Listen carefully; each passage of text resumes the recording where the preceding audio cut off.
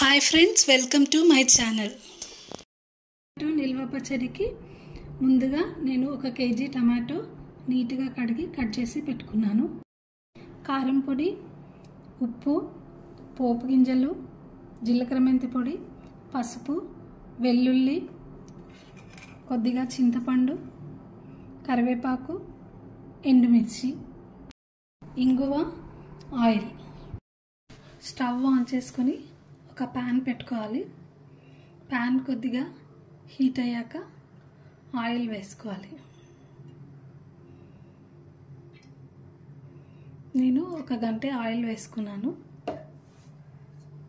Oil కొద్దిగా heat అయ్యాక మనం కట్ చేసి పెట్టుకున్న టమాటోస్ వేసేయాలి.